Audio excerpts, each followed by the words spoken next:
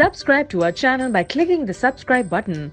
Click the bell button and enjoy the latest uploads from our channel. For someone who rarely speaks, San Antonio Spurs forward Kawhi Leonard has an awful lot of people in the NBA who would love to talk to him. The fact that they haven't, or can't, is one of several reasons why league executives said a deal that fulfills his wish of not being in San Antonio could take until training camp or even into the season to be consummated. Teams are going up and around every way they can to find out where he's training, what he's doing, said one Eastern Conference general manager who counts his team among the interested. There's so much we just don't know. The list of questions is extensive.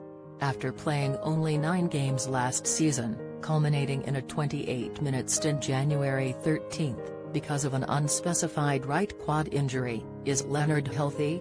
In light of rumors that he wants to play in Los Angeles because it's close to where he grew up in Riverside, how resolute is he about only resigning with an LA-based team when his contract expires next summer? And, finally, how much influence does Leonard's uncle and de facto business manager, Dennis Robertson, have on his thinking?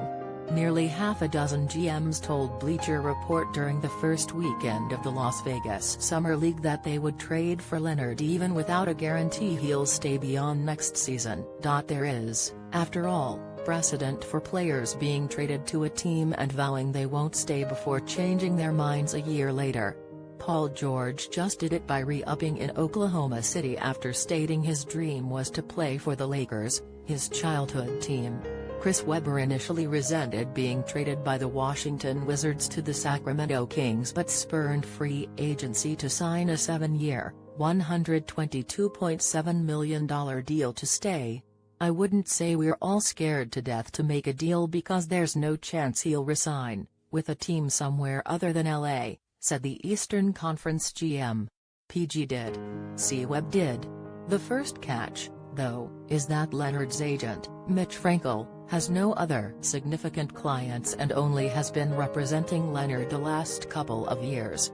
Hence, he has no established trust with NBA GMs, the kind of trust that allows a team to ask Frankel what its chance would be to keep Leonard long-term and believe whatever he might say is a true reflection of his clients' feelings. Another issue is what teams are willing to offer San Antonio without any clear sense of their ability to have him beyond next season. Several GMs said they would deal a quality young player and a future first-round pick even with the prospect that Leonard was just a 1-year rental.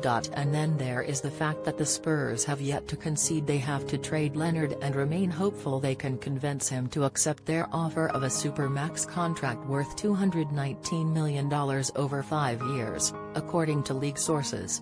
Given San Antonio's stance, opposing teams are reluctant to name players they'd be willing to trade and risk having those names getting out into the public, potentially injuring the team's relationship with those players if a deal is never done. Several GMs noted that the Spurs' willingness to let point guard Tony Parker leave in free agency could be seen as an olive branch of sorts to Leonard. Parker, who signed a 2-year deal with the Charlotte Hornets after 17 seasons with the Spurs, was reportedly the most vocally accusatory in a late-season players-only meeting in which Leonard had the severity of his injury questioned.